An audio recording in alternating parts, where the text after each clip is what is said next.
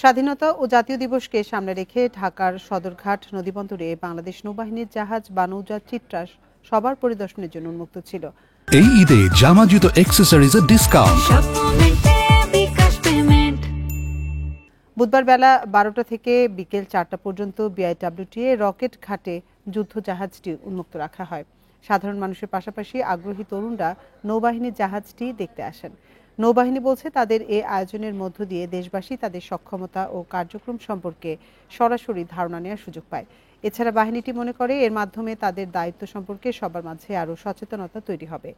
দর্শনার্থীদের নিরাপত্তা দেওয়ার জন্য নৌবাহিনী এবং পুলিশের সদস্যরা উপস্থিত ছিলেন।